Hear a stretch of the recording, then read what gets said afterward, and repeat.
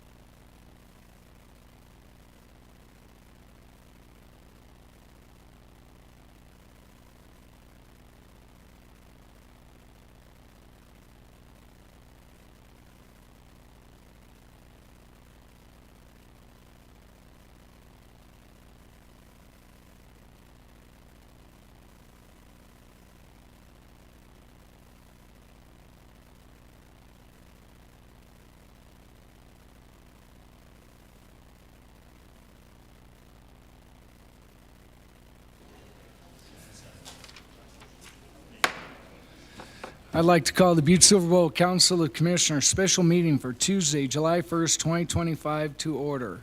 Clerk, could we please have a roll call?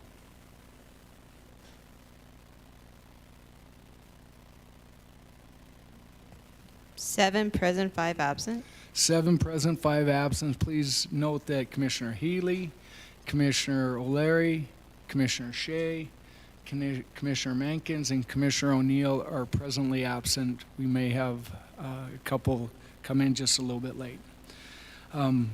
Commissioner Walker, could you lead us in the prayer and the pledge?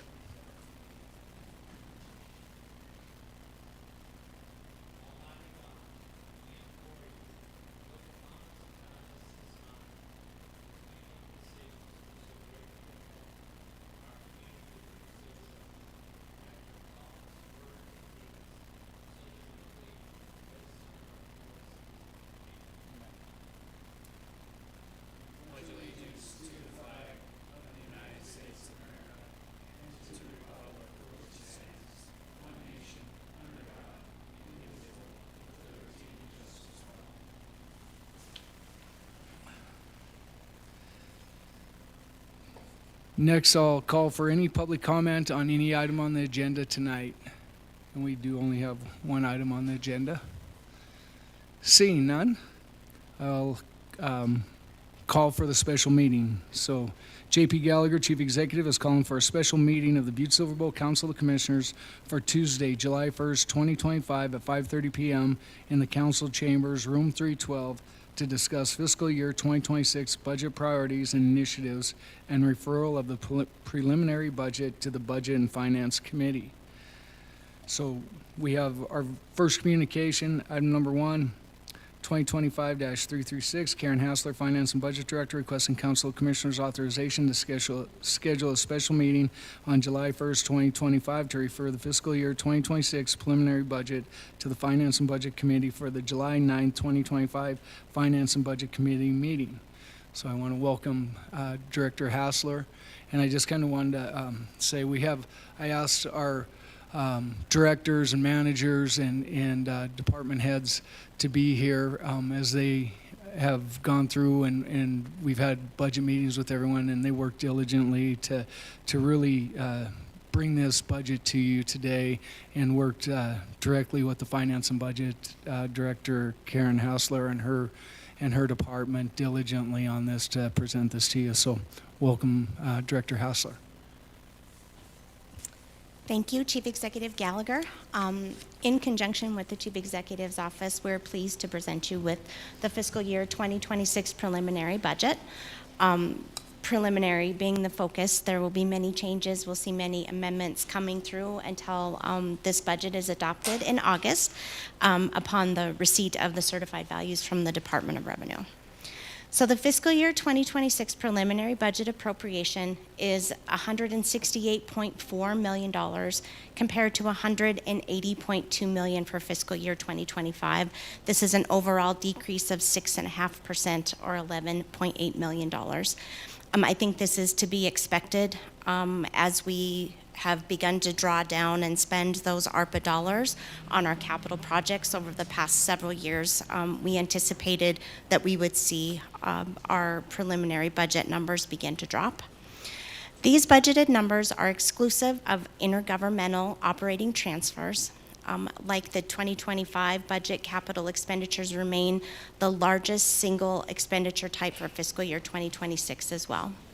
The total capital outlay for this budget year is $50.5 million.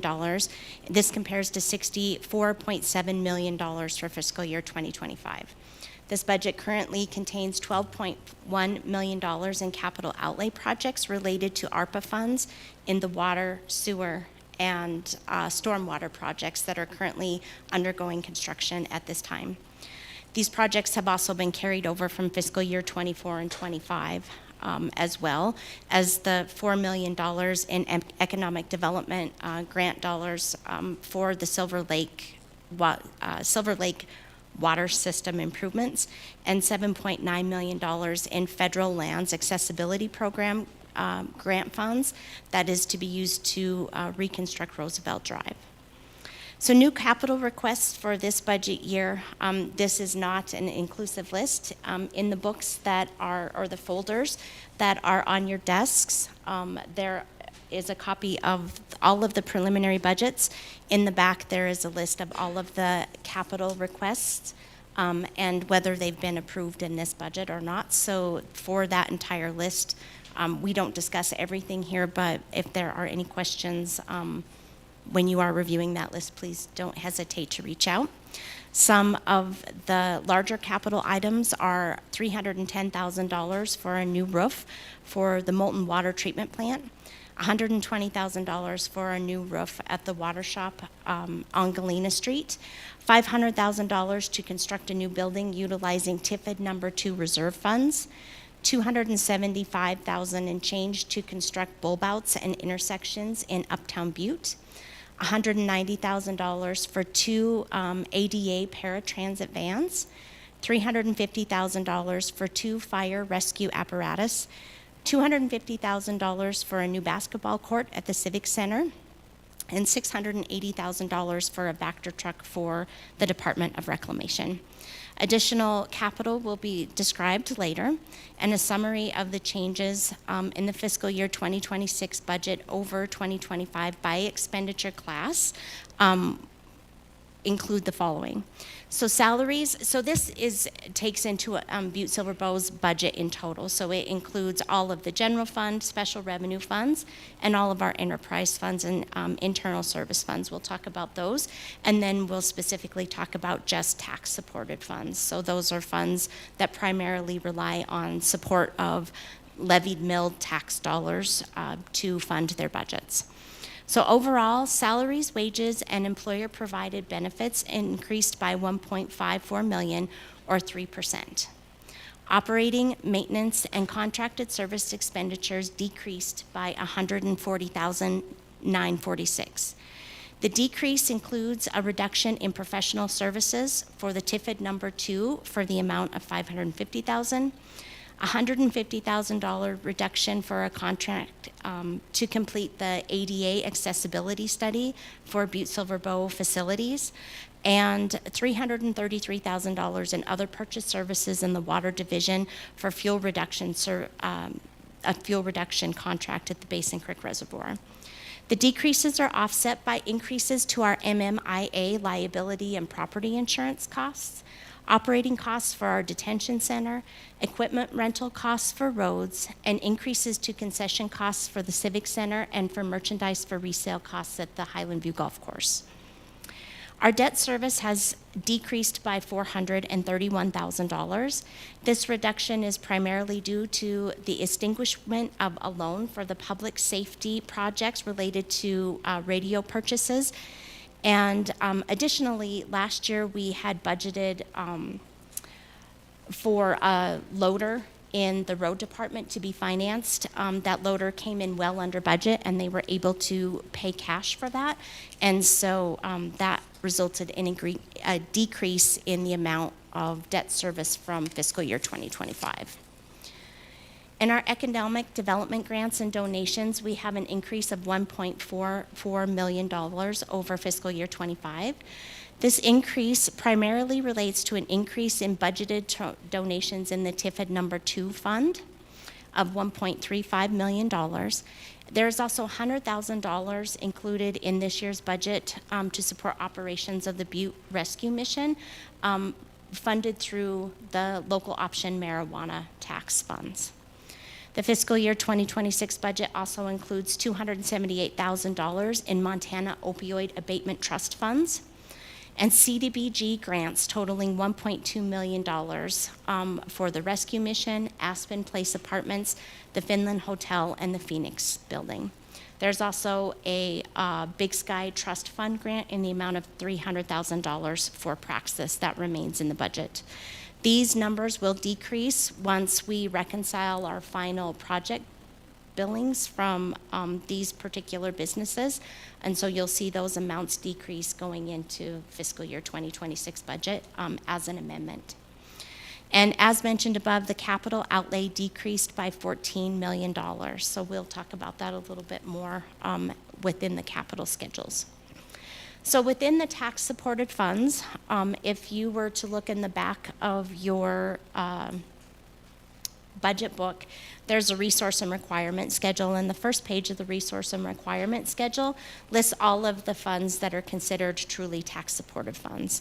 They are the general fund, roads, bridges, the weed fund, comprehensive insurance, senior citizen services, emergency services, roads, Ridgewater's pool, the Economic Development 1 mill levy fund, transit, we have damages and judgments, fire services, fire protection services. We have our general obligation bond debt fund and the pool debt fund. Those are all considered tax-supported funds. So the appropriations within the tax-supported funds for fiscal year 2026 are $75 million compared to $73.2 million in fiscal year 2025. It's an increase of 2% or $1.8 million. This is exclusive of operating transfers. The changes from fiscal year 25 to 26 can be described as salaries and wages and employer-provided benefits is an increase of 2.72% overall from fiscal year 2025, or $951,000. Salaries and benefits make up generally 50% of tax-supported budgets, as the majority of the services that the county provides are employee-related. Typically, the average budget is 60 to 65% of tax-supported funds, but because of the large capital projects that we've seen in the past several years, the percentage is closer to 50. Operating expenditures increased by $958,000 or 5.6%. This can be attributed to increasing operational costs at the detention center, roughly $237,000, a carryover of the Economic 1 mill grant funds of $101,183, increases in MMIA liability and property insurance costs of $103,683, and rent in the amount of $228.50 for the road division. Debt service decreased by $412,000 or 28%. Again, this is due to the extinguishing of the debt for the public safety communication project and a loader for the road department that was budgeted to be financed but paid in cash in fiscal year 2025. Economic development grants increased by $96,000 or 11%. This includes $278,000 for the Montana Opioid Abatement Trust Funds, $74,000 in pass-through grants for the crisis diversion grant, $85,000 for Silver Bow developmental disabilities, $176,000 for the building demolition grant that currently resides in the planning code enforcement budget, and $177,000 in support of Action Inc. and the foster grandparent and senior companion programs. Capital outlay increased by $131,000 or less than 1%. This is primarily related to $190,000 for the 2 ADA accessible vans for paratransit and the 2 fire rescue apparatuses. The fire rescue vehicles are being funded using revenues earned from the wildland fire deployments during fiscal year 2025. So those can be purchased with no impact to our number of mills levied to support the fire protection district. So a summary of our priorities and initiatives, the local government remains committed to minimizing tax increases for property owners while continuing to provide essential and expected public services to our community. Fiscal year 2026 presents particular challenges in budgeting due both to changes in the property tax rate structure and the fact that it's a property reassessment year. Key areas of focus reflected in the 2026 budget include economic development, housing, infrastructure improvement, and social and behavioral health initiatives. So at economic development, Butte-Silver Bow is actively continuing to recruit new entities and businesses to Butte-Silver Bow. In housing, our grant writer is actively applying for additional grant funds to support affordable and attainable housing in Butte-Silver Bow. Butte-Silver Bow has been identifying areas through infrastructure assessment on best locations for future development in our community, and working to develop funding mechanisms to assist with affordable and attainable housing through assisting with such items as infrastructure and improvements. Infrastructure, identification of infrastructure needs to meet growth within our community, either expansion or infill within our current boundaries. Continuing to construct our ARPA grant-funded projects that will help with our capacity to provide clean water to our community, and also looking towards the ability to have growth through our metro services, that we have the capacity to serve additional residential businesses in the future. Completing the Federal Lands Accessibility Program grant on Roosevelt Drive. This $7.9 million grant has been in our budget for several years.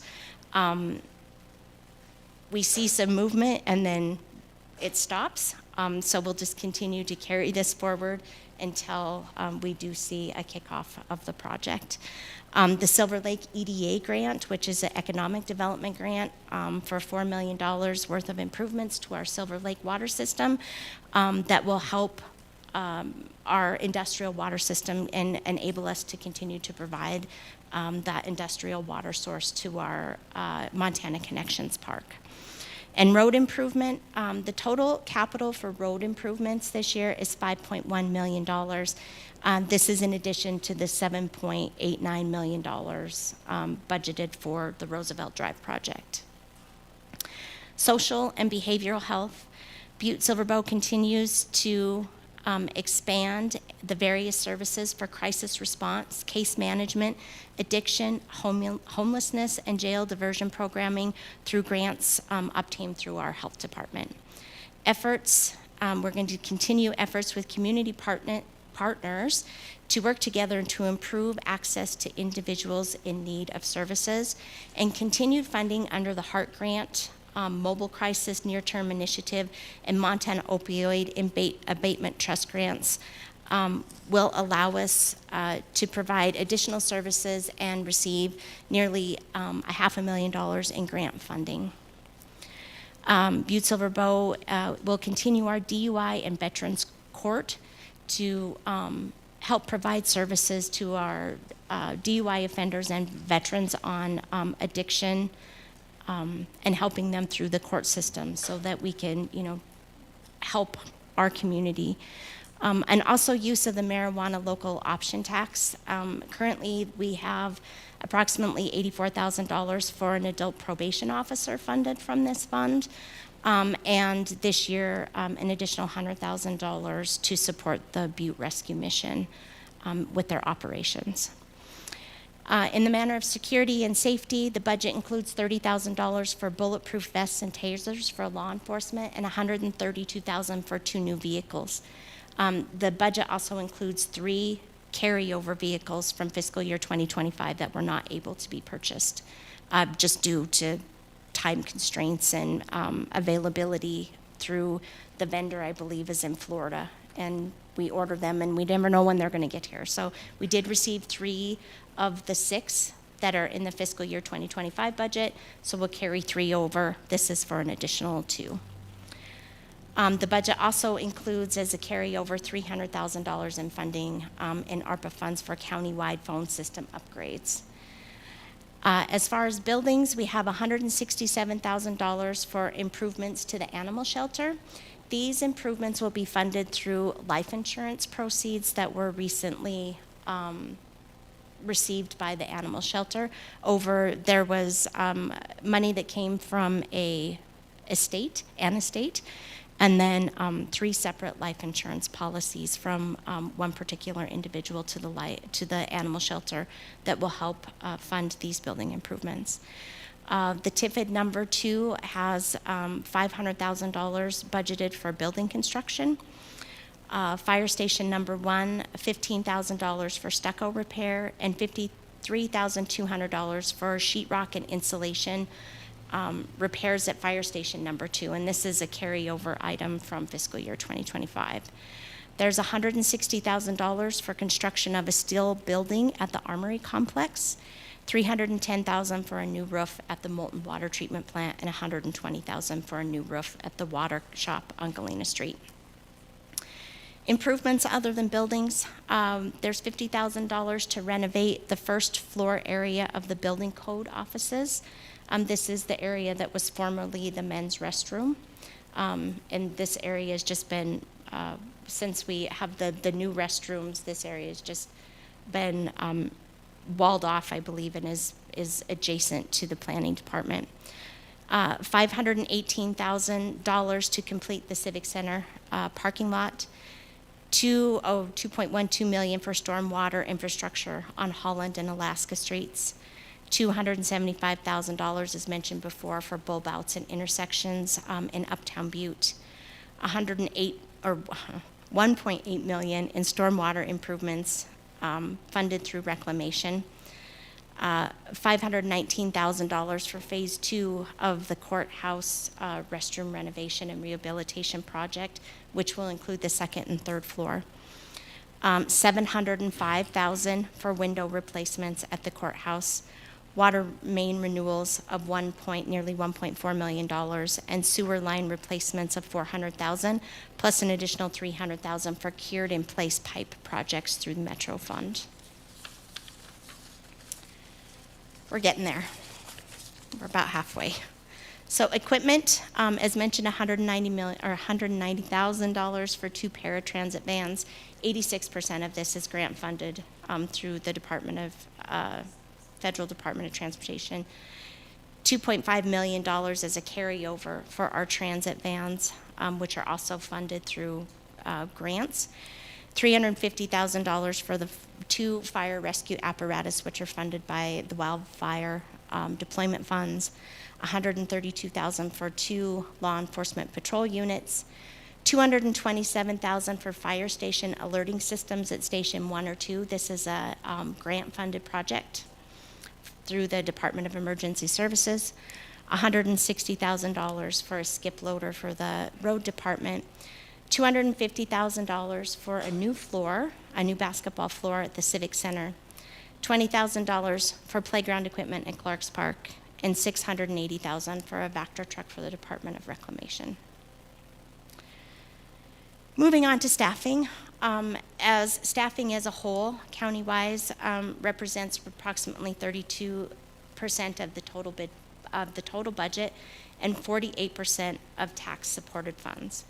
Typically, as mentioned above, staffing represents 35% of the overall budget. So we're a little bit under the typical normal year here. The non-union and union employees have been budgeted to receive a 3% increase in salaries and an additional $30 contribution per month towards health insurance. The CMS wage study is being incrementally implemented. So this year, bringing those employees who are, everybody in fiscal year 2025 was brought up to minimum. We didn't have any employee that was less than minimum. And this year, in an effort to bring those employees to the midpoint of their target market ratio, which is the TMR, TMR is dependent on the number of years of experience in the position that the person holds. So if you're brand new to your position, you're going to have a lower, it's like a percentage of midpoint than if you had 10 years in your position. So there is a table, and it is structured according to your classification and number of years of service in your position. So in an effort to bring these employees closer to the midpoint, these certain employees have been budgeted for up to an additional 1% of COLA in order, or wage adjustment, in order to get them closer to the midpoint. There are 41 employees that currently fall below the midpoint compensation for their target market ratio. So the financial impact that you see to the fiscal year 2026 budget is approximately $32,000 to bring these 41 employees, to give them an additional up to 1%. Not everybody is 1%. There are some that are less than 1% to get them to the midpoint. That this $32,000 consists of $22,000 in wages and $9,900 in benefits. So salaries and wages overall increased by $1.54 million. Salaries, including all pay types, just salaries, not benefits, increased by $1.17 million. And the benefit increase of $370,475 primarily consists of $108,326 that goes to the Montana pensions. So all of the different pensions we have, PERS, MPORS, SRS, those additions are $108,000. And the health insurance contribution, the health insurance increased cost projection is $40,715. So included with your packet tonight is a list of staff changes. Overall, the budget is requesting 1.37 FTEs increase to the budget. This is mostly the result of adding a community-based care coordinator position that is funded through the Crisis Diversion Grant and a clerk's position in the county attorney's office. The clerk's position in the county attorney's office is being partially offset by a bucket of funding that was set aside for support staff. So the difference that we'll see here is the difference between the support staff funding and the cost of funding a full FTE. So an existing clerk was moved from 3/4 time to 1.0 FTE, so one full-time position. And this position is funded through internal service charges that are paid by the different departments within Butte-Silver.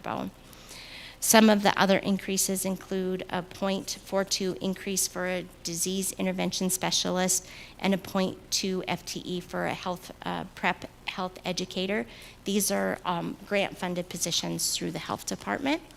We also had some decreases in grant-funded positions through the health department. There's a 0.5 FTE health aide in WIC, and an HIV health educator is also a loss of 0.5 FTE, and a family planning health educator as a negative 0.5 FTE. So overall in revenues, our gross proceeds taxable value, we received an estimate from the Department of Revenue, is set to increase by $567,000. When you divide this by the number of mills we levied in fiscal year 2025, this equates to approximately $170,000 in an increase in tax revenue. Our interest that we've earned in fiscal year 2025 is currently, and we haven't booked our interest earned for June yet, we are $3.6 million over our estimated revenues for fiscal year 2025.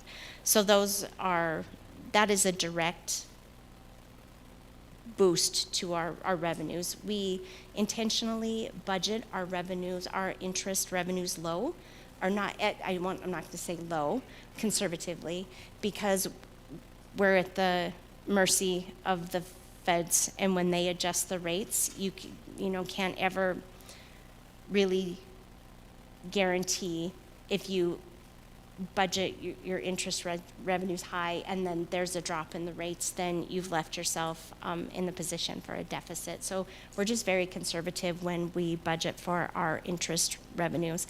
As I stated, this year we're $3.6 million over the amount of interest revenue that we budgeted. Currently, there are no projected increases for water, stormwater, landfill use fees, or the road maintenance district. Metro rates are again estimated to increase by 3%, and this is to make sure that we are maintaining our debt service coverage as required by bond covenants. The projected increases to the utility costs have certainly taken, their toll. I guess the 3% increase that we had last year for Metro is unfortunately eroded away by the percentage of increase that we're estimating to see for our utility costs in our Metro plants. And currently, our solid waste collection rates, this is by contract with McGree Corporation that does our solid waste collection services. For the current 5-year contract, there is an increase of 20%. So rates are anticipated to go up $21.30 annually, but not every year. It's not going to increase by 20% every year. This contract is a 5-year contract, and unless they come back to us with an amendment at a later date, this is the rate that we pay over the course of the 5 years. Also, the 3% increase in Metro equates to about $10.56 annually per residence. So there is a bullet in here. The intent is to minimize tax increases for our property owners. At this point, the impact is unknown for our residential property owners based on the reappraisals and the implementation of the new property tax rate structure. So the last sheet that I have came from the Montana Legislative Office of Research and Analysis, and I just kind of wanted to explain to you what we can expect for this year. So the last time we had a reappraisal process, Butte-Silver Bow, is, I think most of the communities across Montana, saw property tax appraisals increase, and that pushed up their certified values, while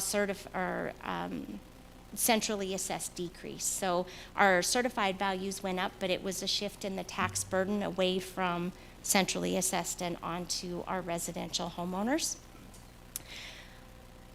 According to the Department of Revenue, when they first started doing their appraisals, they had said that they expected to see property values again increase for this reappraisal cycle. So ordinarily, we would be seeing an increase in our certified values. But based on the tax structure that was just implemented by our legislature, a home that maybe was $300,000 in the last reappraisal cycle would have an effective tax rate, property tax rate of 1.35%. So say that $300,000 home in this particular tax cycle reappraises or has a reappraisal value of $350,000. Instead of having a tax rate of 1.35%, we are now going to be able to tax that at 0.76%. So that's a 43% decrease. So this is certainly going to provide property tax relief in the form of the percentage rate that is applied to the reappraisal value. But how it is going to impact us at this time is unknown. So obviously, the certified value is going to decrease because the tax rate decreases, but the property value increases. So I can only assume that the amount of the decrease in tax rate is not going to offset the amount of increase in the reappraisal value of the home. So the next $400,000 to $1.5 million of value is going to be taxed at 1.1%. Again, the majority of the homes in our community are not going to reach the $400,000 to $1.5 million threshold. Even if they did, that is an 18.5% decrease in tax rate to us. So in a home that might have been $1 million before, we would tax at 1.35%. Now we're going to be able to tax at 1.1%.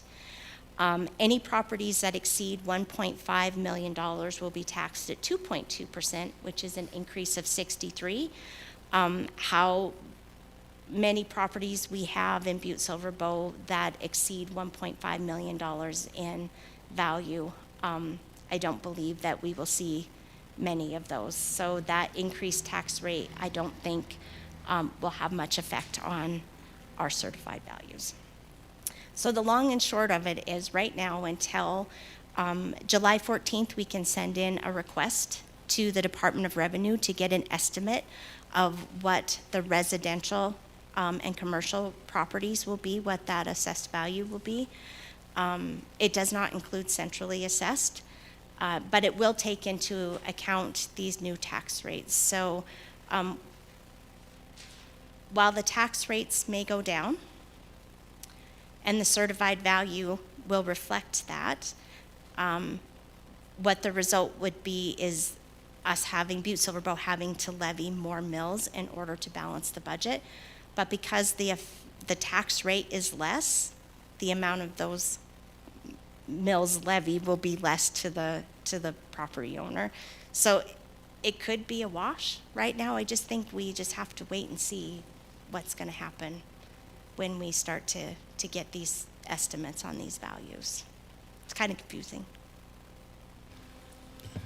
Thanks, Director Hassler, and fantastic job putting this together. I think it's important to recognize, the things that we've done over the past 4 years now, coming into our 5th budget season here. We've always said that we want to try our best to not increase the number of mills that we levy against our citizens. There's such an unknown now of what that's going to look like, what the mills are going to look like because of the tax rates, which as Director Hassler did talk about, that it drops for most of our residents. Probably, most of the housing in Butte is under $400,000, so they'll see a pretty significant drop in that. But we don't know what our newly taxable, what's centrally assessed, all those others. So we're kind of in a wait and see. So our goal will still be to stay within a 2% margin of what we would, ultimately may have to ask taxpayers, but hopefully we won't. Our goal always has been, and I want to credit our staff as well. When we sat down and did our budgets, we talk about wants versus needs, and what we want versus what we need, and what we need to do to keep the community moving forward and with the essential services that are needed. And so I got to give credit to our department heads, our directors, our managers, and everybody to really stay within those means. And so as you see in here, many of the things that are in here are really the bare necessities that we need to operate Butte-Silver Bow. And I think compared to other communities, we can take a lot of pride in saying that we have done our due diligence to keep our property taxes and our assessments as low as we possibly can, even as we look at the garbage rates as they're going up 20%. I've looked at other communities that their garbage rates are triple ours and things. So we do things, you know, to really look at the impact to the residents and you know, and so with this, again, there's going to be amendments and there's going to be more details brought forward to you once we know more. We just don't have the full picture of what that looks like. So I open up for any questions of commissioners. Commissioner Callahan. Thank you, Chief Executive. Ms. Hassler, I got a question concerning the 3.6 million over the estimated interest. Where does that money go? Commissioner Callahan, Director Hassler. Thank you, Chief Executive Gallagher, Commissioner Callahan. So it gets spread, the investments, that is across all of Butte-Silver Bow's investments. So any interest earnings go, say, to the water. If they have money invested, the proportionate share goes to the water. In the case of the general fund, truly in the case of all of the funds, that becomes part of their reserves. It's money over and above that was received, over and above what was budgeted for. So if you thought you were, you know, going to get a $50 check and you got a $100 check, you would take that additional $50 and put it in the bank and it could be part of your reserves. It's the same for the local government. Follow up, Commissioner Callahan.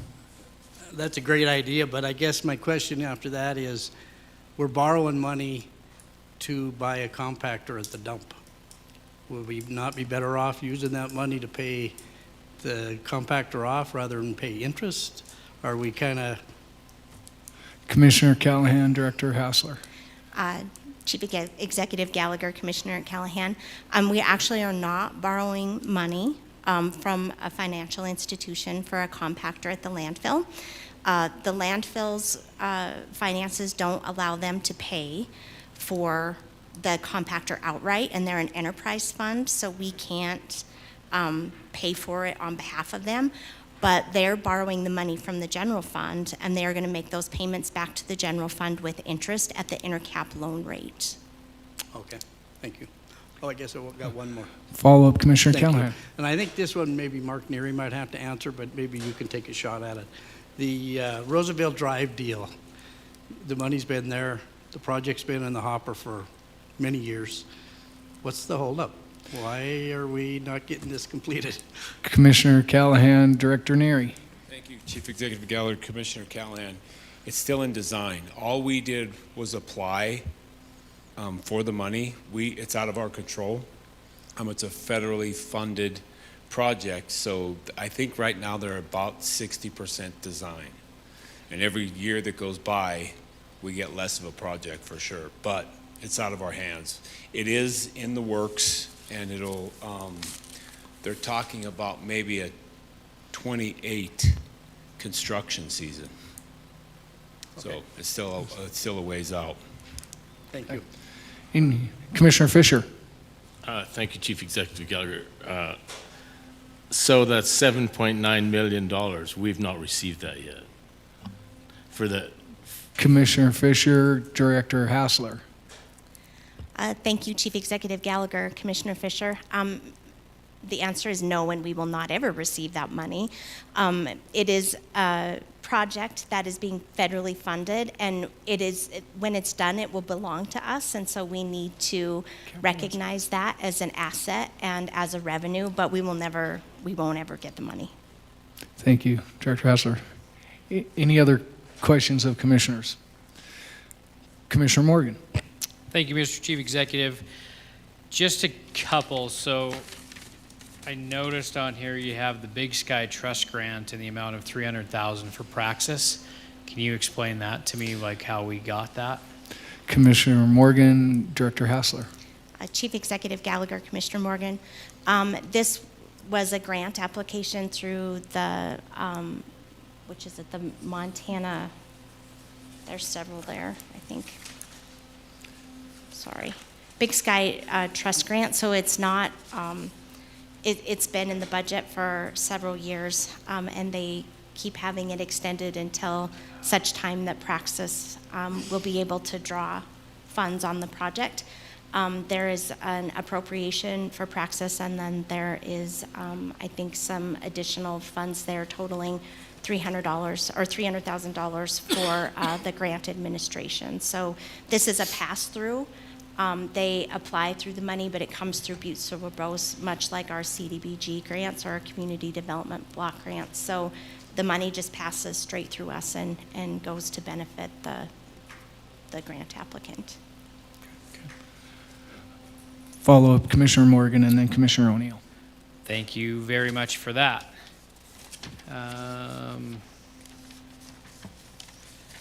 On the employee wage increase, the $30 per month, I'm sure I know the answer to this. That's the same as it's always been. It's not an additional 30 on top of the 30, right? It's just the employees get $30 in addition for healthcare. Commissioner Morgan, Director Hausler, and I think I could answer this. It essentially every year as we bargain, we generally, because health insurance has been so crazy, as you know, and so the increase that we're allocating is $30 per individual per month as an increase to their premiums. Okay. Thank you. Good. Okay, Commissioner O'Neill. Thank you, Chief Executive. Karen, thank you. So in this question, I'm not trying to raise taxes by no means, but I know always the concern to our citizens, the roads. Is there a magical way to increase that budget so we can fix more roads? I'm not saying we're not fixing enough roads by no means, but and I'm glad we keep the budget low. Again, I don't want to raise taxes. Taxes, nobody wants the higher taxes, but I also, if we could put more money in that thing and, I don't know, get more equipment and hire, God willing, get more equipment, don't say that either, but more manpower, more money in that budget, I wouldn't be mad if it was raised if I was seeing something happen. Not that, and there is. I believe we're doing a great job and we're fixing what we can and doing the best we can for the time we have. Is there a magical way that you know of underneath your sleeve that we could raise that higher, just get more money in that budget? Because I'd be proud to go and say, yeah, we raised your taxes, but guess what? A Street's fixed, right? Which I believe is going to come up pretty quick here in the near future. Thank you. Commissioner O'Neill, I think I can answer this as well as Director Hausler can. We can allocate money to budgets if this body desires. We can put more money into it, and I think Director Neary would be happy to pave more roads and stuff. But there's also the time frame that you have and the amount of equipment available, and then also the amount of contractors that are available as well. But I'll let Director Neary speak to that a little bit. Thank you, Chief Executive Gallagher and Commissioner O'Neill. I agree, but we run out of time before we run out of money. We have, the Excelsior Street projects, the Millfield projects, plus what we do pretty much takes up the summer. So, we have put a lot more money in the last 5 years into the roads, which you have commented on, but I don't know that we have enough time to do what you would be asking for us to do. Okay. Commissioner Fisher. Thank you, Chief Executive Gallagher. To follow up on what Director Neary's saying, you remember years ago we done the street maintenance district, and we were going to increase it every year. Well, that was a 5-year plan, and I think now we're at $88. We're supposed to get to $101. That was a huge improvement. That would be the avenue, I think, if you wanted to increase. That's when we cut the districts, remember? We changed all that, and we done it through Public Works. That would be a great way to do it. So that was just a comment. I guess my question here would be, what is the $275,298 to construct bulb outs intersections in Butte? Commissioner Fisher, I think that Director Burns can answer that for you better.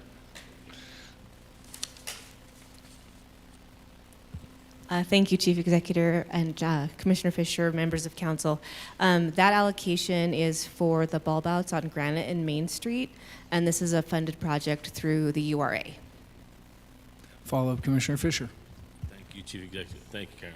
What's a bulb out? I mean, is this light bulbs out, or, I mean, what's a bulb out? What's a Commissioner. bulb out? Commissioner Fisher, Director Burns. Thank you, Chief Executive, Commissioner Fisher, members of council. If you notice on that intersection of Granite and Main, the northeast corner that was completed by the Clearwater Credit Union kind of pushes a little bit further out into the street and is ADA accessible. There will be planters, benches, and things like that on that intersection. We're going to do the other three. When they made that investment, the URA agreed to invest funds to create the full intersection impact. Okay, thanks. Yeah. And, Commissioner Thatcher, go ahead. Thank you, Chief Executive Gallagher. Thank you, Director Burns. That was good. I actually have a question for Director Hassler. Director Hassler, I know that we've discussed the bond ratings with Metro's increase. I just think it's important to kind of drive home to listeners, to taxpayers, what exactly that means when they see this increase and why it has to increase. And it's not just this number that Butte-Silver has pulled out of thin air. So could you just touch on that a little bit? Commissioner Thatcher, Director Hassler. Thank you, Chief Executive Gallagher, Commissioner Thatcher. So when the Metro wastewater treatment plant bonded to complete their $30 million+ in improvements at their wastewater treatment plant, part of the bond covenants is that we had revenue sufficient to cover 110% of operating expenditures. In order to ensure to the purchasers of the bond that we had sufficient revenue to cover our debt service payments, to cover the operations, and then you have money after all of your bills are paid to ensure that you can replace that equipment as it begins aging out. This 110%, we take all of the revenues and we back off only the operating expenditures, and what is left has to exceed our highest debt service payment by 110%. We are required by the bond covenants to do this, and we also have to report this to EMA, which is a federal clearinghouse where we go in and all of our bonds are actually in there, and it can impact, if we default on this covenant at any time, we are required to immediately raise rates, even if it is in the middle of the year, and we're required to report that to the bondholders as well. Thank you, Director Hassler. And any other Commissioner Morgan? Thank you, Mr. Chief Executive. Just a couple more questions. For the building that's being constructed at the Armory, one, what is that for? What are we going to do with that? And then two, in regards to the contract with McGree Corporation, when is that contract up? Do you know? So I can answer the question on the Armory. Of that, if you remember the buildings at the pole plant, we had money from those buildings, and if the other Director Hassler wants to come up here, there was money from that, but it's to provide another garage area for that because we're turning that down the National Guard Armory into community enrichment is going down there. The Department of Reclamation is down there. Many of our vehicles that are sitting out that need to be covered, or for that's what it is, but I'll let Director Hassler kind of expand on this. Thank you, Chief Executive Gallagher. Commissioner Morgan, JP did a very good job of explaining that, but the monies came from the deconstruction of the buildings with the contract through the state of Montana's DEQ department, so they're outside of general fund or anything like that, and from the sale of 2 buildings to Montana Tech. So JP's rationale is spot on, but I just wanted to remind the group that it is from monies that were received through the DEQ several years ago for the deconstruction of pole barns on their site that they just didn't want to oversee or do the project themselves. So we did it for them. Thank you, Director Hassler, for expanding on that. And then there was a second question to the other Director Hassler. Thank you, Chief Executive Gallagher, Commissioner Morgan. The contract with McGree is effective July 1st for a 5-year period.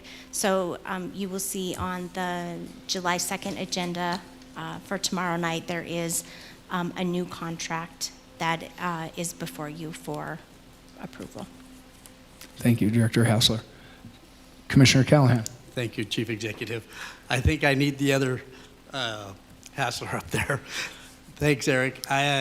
This kind of off the beaten path a little bit, but we're talking, you and I had spoke year and a half ago about the signs on the trails. As long as I have you up here, I might as well ask what's going on.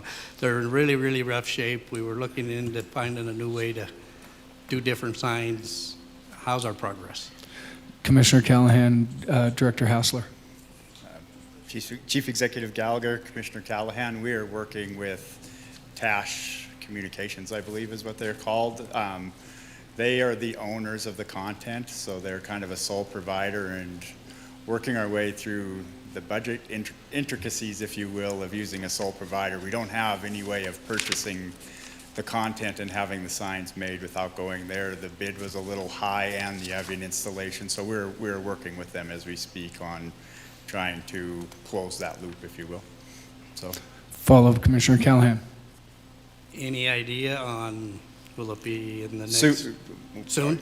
Okay. Yeah. I'm happy to hear that. Chief Thank Executive Gallagher, Commissioner Callahan, we will do it this here after this fiscal year starts, so anytime within the next couple of weeks. you. Great. Okay. Appreciate your Thank you. efforts. Thank you, Commissioner Callahan. Commissioner Thatcher. Thank you, Chief Executive Gallagher. Just another couple questions, just going over your summary, Dr. Hassler. The $250,000 for the new basketball court at the Civic Center. Mr. Melvin, what will happen with the old basketball court? Commissioner Thatcher and You gonna retire out on ball out on that, or what you gonna do? What you think? Civic Center Manager, Mr. Melvin. That just might happen. Thank you, Mr. Chief Executive, Commissioner Thatcher. We have good news on the funding for this. This was a grant from Town Pump Corporation, so that's why it's in our budget this way, but it is not costing the taxpayers anything. The court itself came in a bid just under $180,000. We're going to take the old court and put it back where the annex is, have it completely resurfaced, and so that pickleball will be good back there and everything. And that come in at about $58,000. So we are under the $250,000 limit from what we had from Town Pump Corporation. The last thing we're going to do is try to put some kind of a nice kiosk or area in our building that will thank Town Pump for all they've done for us in this particular instance. So it's kind of a nice deal, Hattie. Too bad you're about 12 years out of playing. Yeah. But you can still play volleyball there. Thanks, Thank you. Mr. Melvin. Follow-up? No, just Okay. another question though, but Okay. not for Mr. Melvin. Commissioner Thatcher. Thank you, Billy. I appreciate that. Dr. Hassler, so I noticed in the capital outlay report that there is going to be, and it was approved, $100,000 for parking garage improvements. Can we talk about maybe what some of those improvements we're hoping for, or what those might be? Commissioner Thatcher, Director Hassler. You know, I don't know if you want to expand or if we want to have Community Enrichment Director come up as well and talk a little bit about this. Go ahead, Karen. Chief Executive Gallagher, Commissioner Thatcher. So this is actually a carryover of the funding for I think it's NPS. I'm not sure. Yeah, It's an NPS. acronym, three NPS. So it was in fiscal year 2025's budget, and we're carrying it forward. We have not yet received bill for all of the safety sticks and the other different items, the new kiosk down and the cameras down at the parking garage. So I have spoken to Director Aguirre about contacting the company and potentially getting a progress billing. This isn't actually a purchase, this is a lease. There's special things that we have to do in our accounting world to deal with that. But until we have all of that information in front of us, right now it's a carry forward item in fiscal year 26 budget. Thank you, Director Hassler. You explained that better than I would have. Commissioner Morgan. Thank you, Mr. Chief Executive. Along those lines, is there any money being added to the budget for security of the parking garage? I know there's people out there that say that there's some shady stuff, if you will, that goes on in the parking garage. And I know at one time we hired security to go through there. Is that going to continue? Has there been any addition to the budget? Commissioner Morgan, I can answer that. We have continued that security in there. They come in at 8 o'clock at night and they go till 3 o'clock in the morning and go through our worst times. We still have challenges in the garage for sure, but it has helped with some of the issues that we had there. We're working to see how, once everything's fully implemented with the cameras and the security system inside there, that if we're able to taper that down a little bit. But we did put money in the budget this year to continue doing the security there. Follow-up, Commissioner Morgan. Just a quick follow-up. Sometimes the reports that I've heard have been during the day, so it might be worth at some point to have some security walk through there during daylight hours too, but I get it. Yeah. Thank you, Commissioner Morgan. We'll look at that. I'm hearing the same things. Commissioner Callahan. Thank you, Chief Executive. I guess as long as we have Mr. Gary here, and we're talking about his budget, are we getting any improvement on the kiosks? We haven't heard anything since they've been installed. Could you kind of give us an upgrade on those? Commissioner Callahan, Director Gary. Chief Executive Gallagher, Commissioner Callahan. So they just became active on May 12th. The system in the parking garage did. So we haven't hit the first, I can't remember what they call it. Money's being collected by MPS, and then they balance their share of it and let us review the account and give us the money that is owed to us. So that has not occurred yet for the first cycle. It runs a month behind. Should happen fairly soon. We're still looking for on-site training. They were scheduled to be here in June. They didn't make it in June, but I'm touching base with them to see when we can get them here to help us out with some of the individual issues that we're running into that I think they could help with. Follow-up, Commissioner Callahan. So the ones on the streets right now aren't activated yet? Is that what I'm hearing? Commissioner Callahan, Director Gary. Chief Executive Gallagher, Commissioner Callahan. No, the Safety 6 on the street, they are active. They are issuing tickets, but have not got the balance from them as well. So they're issuing as well. They will all come in at the same time, is my understanding. This is going to be the first time through this for me, so I'm kind of learning, but I'm staying on top of it with MPS and looking forward to seeing the numbers myself. Great. And I will certainly bring it back to the body when we know. We appreciate it. Thank you. Thank you, Commissioner Callahan. Commissioner Walker. Thank you, Chief Executive. This is a question more for Fire Chief Osborne. Okay. Okay. All right. Fire Chief Osborne. Okay. Okay, I was wondering, after Riley gave me a tour of the fire department, he had told me about the oxygen tanks. I can't think of the name of them. But I was just wondering if Fire Chief has heard anything from the grant Okay. that he had written. Commissioner Walker, Director Osborne. Chief Executive, Commissioner, no, we have not gotten any results from the SCBA grant that we had put in for. Follow-up, Commissioner Walker. So is it a possibility we still may be hearing something, or? Commissioner Walker, Director Osborne.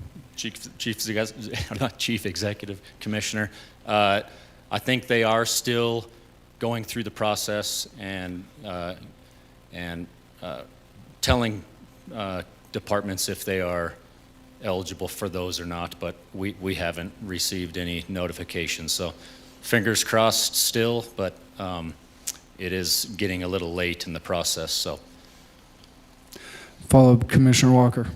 I was wondering if there's any way maybe we could work something in the budget over that.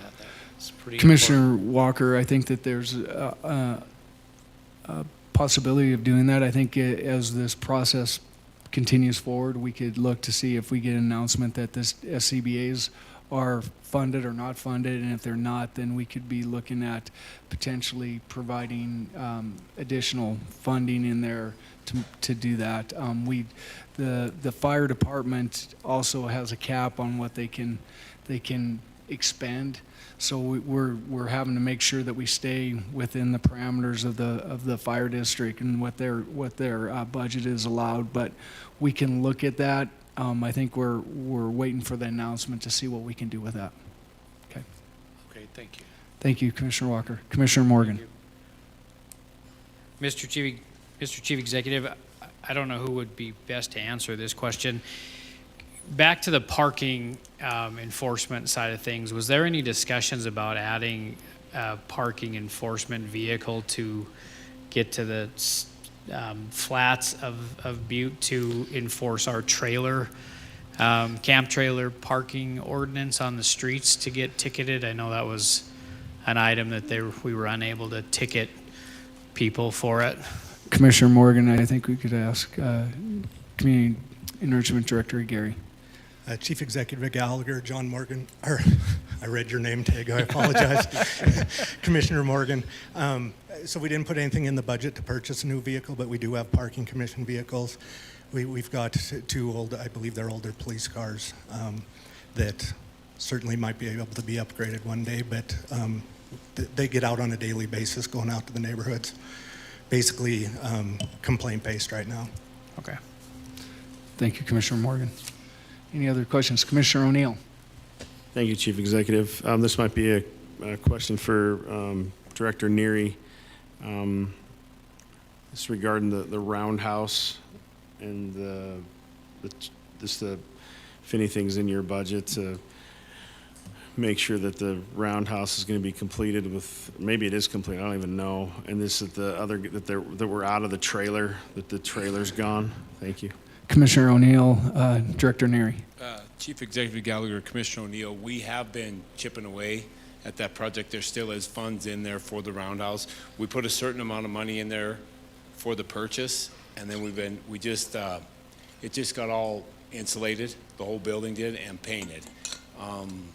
We did an upgrade to one of the rooms, and our next step is the bathrooms and showers, but we are chipping away at it. The money is in the budget. Thank you, Director Neary. Follow-up, Commissioner O'Neill. Thank you, Chief Executive. Thanks, Mark, for that. So do we still have the trailer that they're in, or they're out of the trailer? Commissioner O'Neill, Director Neary. Chief Executive Gallagher, Commissioner O'Neill, yeah, they've been out of the trailer for over a year now. Yeah. Yep. They're in heaven.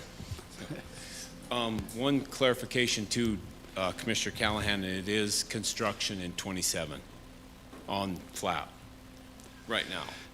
So, Construction 27 for the flap grant, not 28. Yeah. Okay. Good.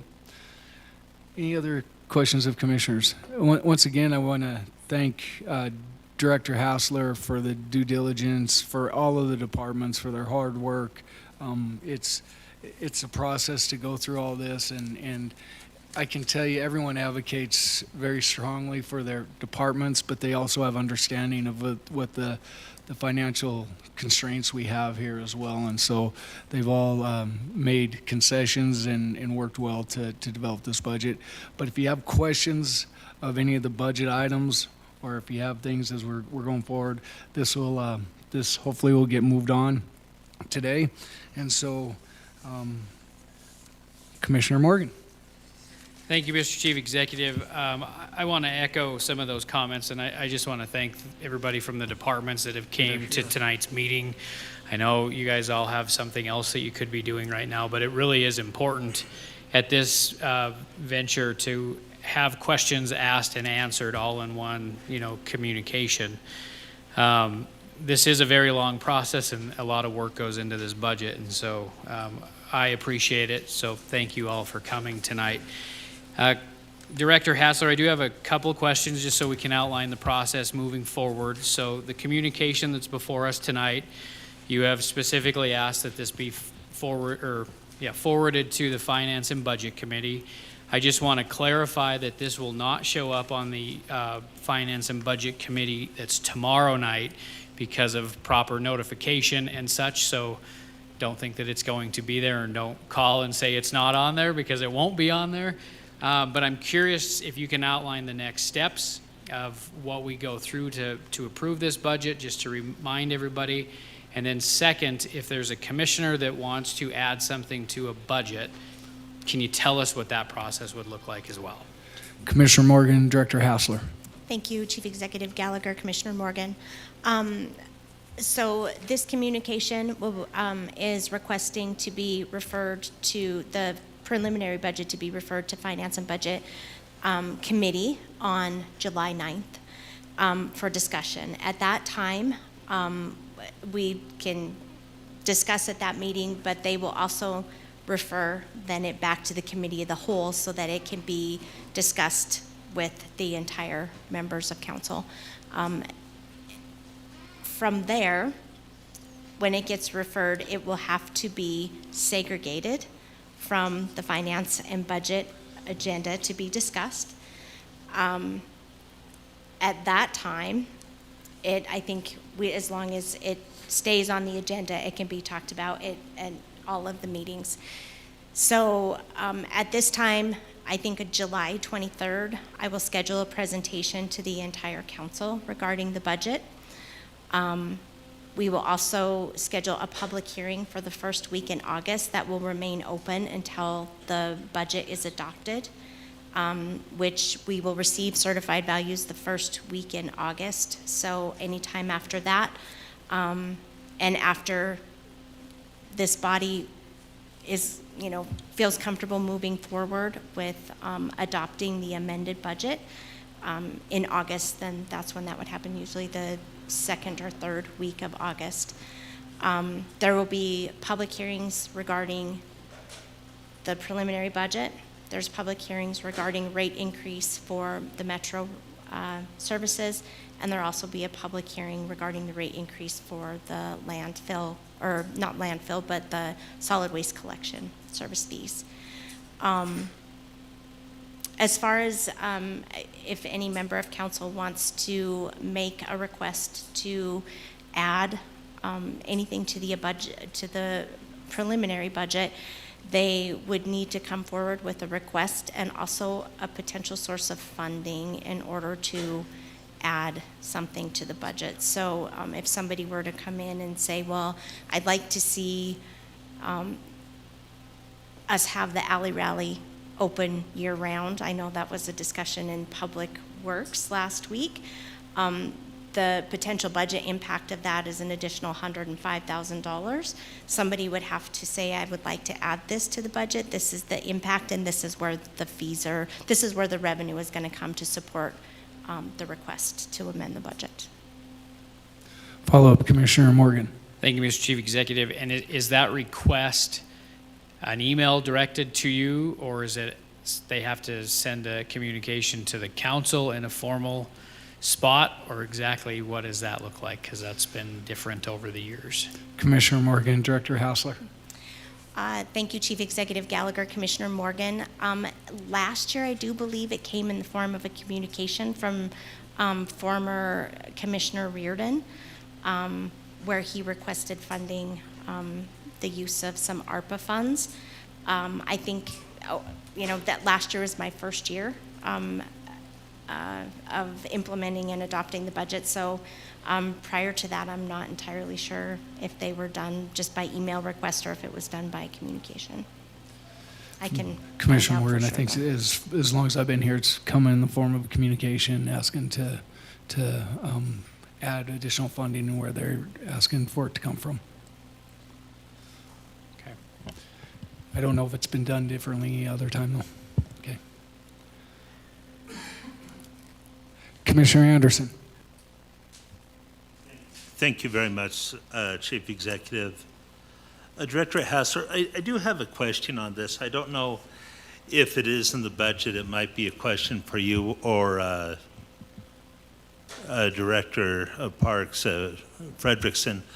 when we were going through the economic mill levies money this past week, there was a proposal in there from the Butte Public Library. Steph there had, and I apologize, I'm drawing a blank on the name, but she had a proposal on there for some money to fix up the community gardens on Park Street. I went by them and I looked at them, and I can see where her concerns are and where a lot of this work lies. But we all discussed in that committee why the money was coming from the library instead of the Parks Department, and why they were taking care of a park. In a sense, I could understand where they were handling a piece of it, but not looking for funding for it. So we had questions about that, but we also had questions if that was a correct avenue to request funds to fix up a county-owned park. And I was wondering if you could address that, or if Mr. Frederickson could. Commissioner Anderson, I think I might be able to address that. I don't think it's ever been added as a Butte-Silver Bow Community Park. It is a property of Butte-Silver Bow. It's maintained by the library on a volunteer basis. They do a great job of doing programming and all kinds of things up there. We've worked together in the past to put up fencing up there, but I don't believe this has ever been added as a park in the parks inventory. The Parks Department has supported it to help with, at times, irrigation and things like that, but it's never been allocated or put into the inventory as a park. And correct me if I'm wrong on that. Commissioner Anderson. Thank you, Chief Executive. I don't know if it ever was or not. I recall when I was a kid, and I believe it's the same parcel, but don't hold me and my faulty memory to that, but that there used to be like a merry-go-round and some playground equipment. I always just figured it was part of the Butte-Silver Bow Parks, but I could definitely be mistaken on that. Commissioner Anderson, I don't think so. I think there was a building there prior to this, and so that I don't think that has ever been a dedicated park. Any other questions of commissioners? See none? Commissioner Morgan. Oh, sorry, follow-up, Commissioner Anderson. I guess one follow-up to that. Where would that money come from to make those upgrades and fixes, whether or not it was a park or a different parcel? Would that money, would those requests come from the library, or would it come from the Parks Department? It sounds more like the library then. Commissioner Anderson, as of like last year when we did the fencing, the request came from the library to do the fencing there, and so that's where we did that. Yep. Commissioner Morgan. Thank you, Mr. Chief Executive. At this time, I'll make a motion that we refer the Communication 2025-338, the preliminary budget, to the Finance and Budget Committee. We have a motion and a second to refer communication number 2025-338 to the Finance and Budget Committee. Is there anything on the question? Seeing none, could commissioners please vote?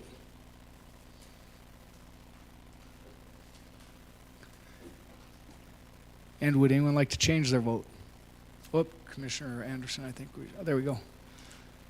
Clerk, please record the vote. 9 yea, 0 nay. 9 yeas, 0 nay, motion passes. I just want to thank all of our directors and managers again for being here tonight. It's vitally important for you to be here, and I know not everyone got called, but I appreciate you taking your time out tonight. So with that, I'll take a motion to adjourn.